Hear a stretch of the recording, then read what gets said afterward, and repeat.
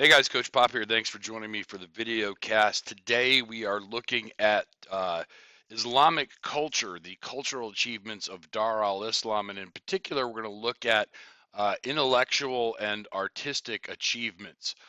In terms of scholarship, which sort of drives the intellectual creativity of the period, a lot of it could be centered around the House of Wisdom, which you might remember was established in Baghdad during the Abbasid Empire. It was a kind of combination of a library and a research center. It's maybe an early form of a university, if you want to think of it that way. But what's going on there is a very interesting mix of influences from well beyond Dar al Islam. For example, from the Western tradition, from the Mediterranean, many of the Greco Roman texts that had been abandoned, as we'll see, particularly in Western Europe, were not only preserved but then translated into Arabic and Persian and Turkish, and those ideas were sort of spread throughout Dar al-Islam that originated in the rationalism of the Golden Age in Athens. In particular, Aristotle was a favorite. One of the things we'll see next week, though, is they had the effect of actually preserving those texts that might have otherwise been lost in Western Europe. But also from the East, you'll remember that when Dar al-Islam is spreading into South Asia, the status of the dhimmis was changed to include Hindus. Well, many of those Hindu scholars, the Brahmins, were invited to Baghdad to study and share their knowledge as well. And so it's this confluence of both Eastern and Western traditions outside of Dar al-Islam all mixed in together that creates this really kind of unusual intellectual context.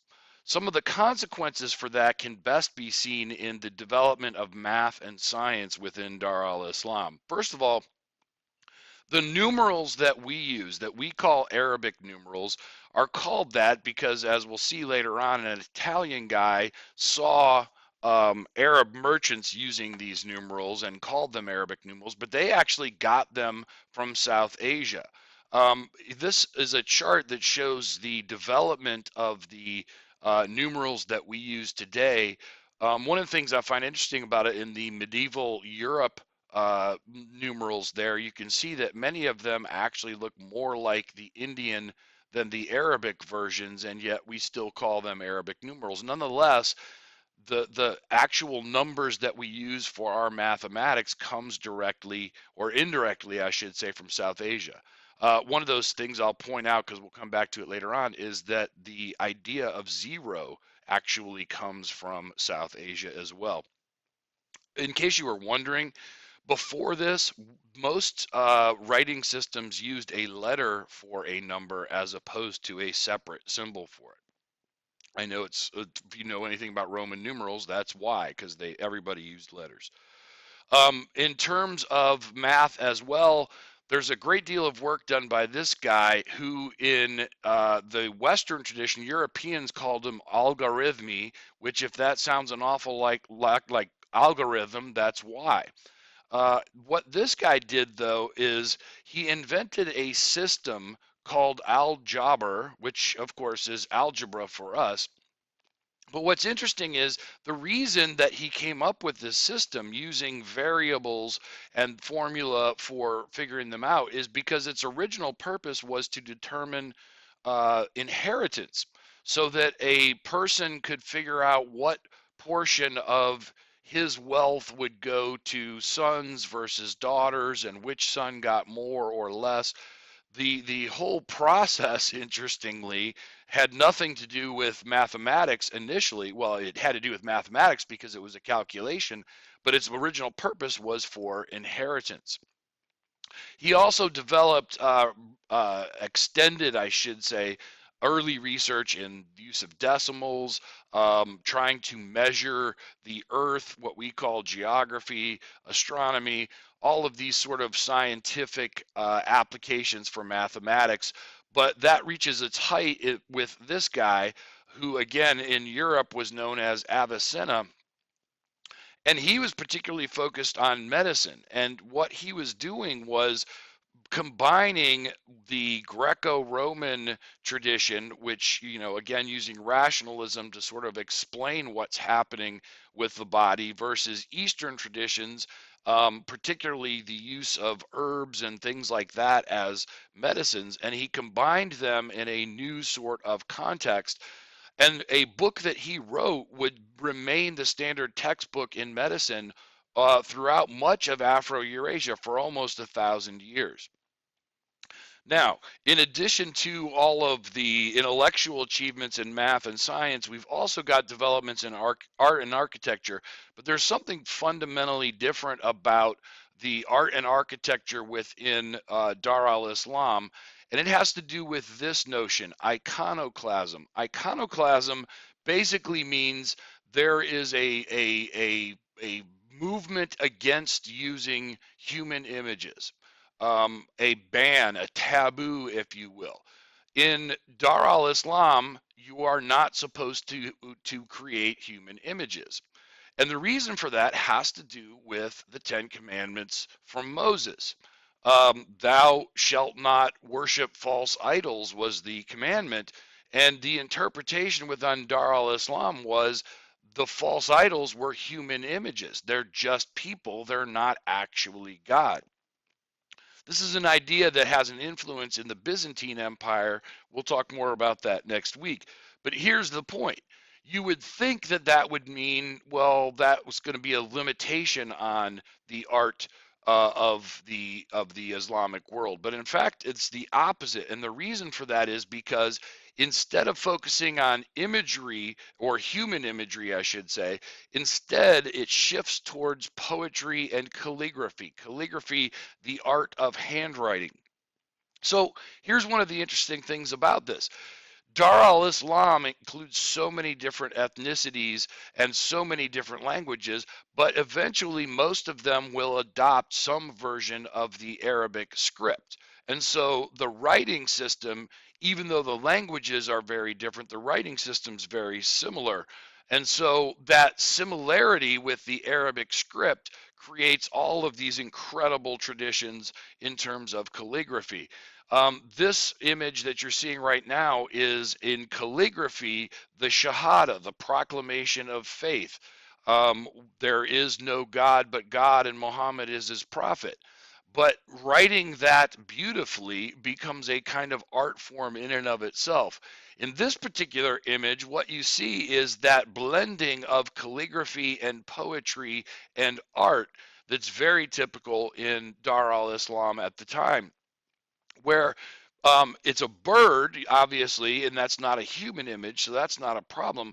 But the combination of the fact that it's a poem about a bird and that it's written in this quite beautiful artistic script by itself, um, it illustrates, even though there's no human images allowed, there's still a great deal of innovation in terms of art. But in terms of the things I want to focus on right now, where we see the most interesting influences are in architecture, particularly as mosques become built all throughout Dar al-Islam. Several key elements start to emerge. First of all, the use of domes. Now, the Romans had built the domes before Dar al-Islam, but as we'll see, they put a little twist on theirs in many cases that ends up coming back and having influences throughout Europe. Mosaics, which again, those are using little tiles to create, arrange, and to create larger images. And again, that was not invented in Dar al-Islam. In fact, both of the Greeks and the Romans and the Persians before them had mosaics, but they take on a whole new level of sophistication during the time of Dar al-Islam.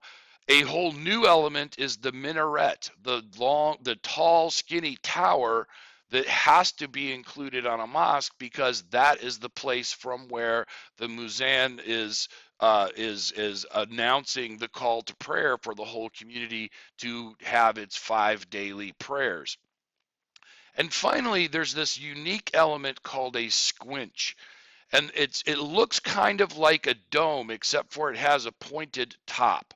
And its original purpose had to do with physics. It was a way to distribute weight away from the center to support a large structure like, for example, a dome. But it ends up becoming an architectural element in its own right, just as a type of style. In this particular image, you can see all of these things going on at once. This is from a mosque in Uzbekistan. First of all, you've got the dome. Now notice it's kind of a bulbous dome. Many people call it the onion dome.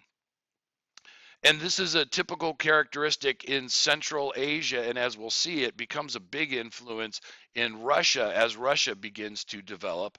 The mosaics you can see all throughout, these elaborate designs using a bunch of tiny different tiles and then arranging them to create these larger patterns. The mosaics are everywhere on this particular feature. The minaret, the tall tower, again, which is a requirement in a mosque, because up here would be the muezzin who is singing out the call to prayer 5 times a day. And what you see right here is a squinch. Now we'll see some more examples here in a moment. That pointed top originally had a function greater than just the design, but over time, that look, it's sort of inset. If you look at it three-dimensionally, that becomes a design element in and of itself. So let's take a look at some pretty famous mosques here. This is the Prophet's Mosque in Medina. If you recall, that Muhammad was driven out of Mecca because initially the Arabs did not want to hear anything about one particular god.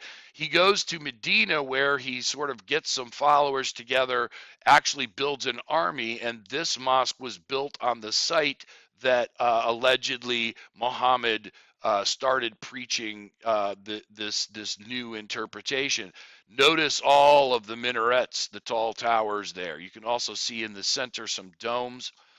Speaking of domes, the Dome of the Rock in Jerusalem, which is a site disputed among several different religions, but you'll notice the dome here looks more rounded. It is a Roman dome. You will also notice in the front of the building Roman columns. If you remember that Rome, after destroying the temple at Jerusalem, Rome still controlled Jerusalem. And so the structures that were built even after they destroyed the original temple tend to look more Roman.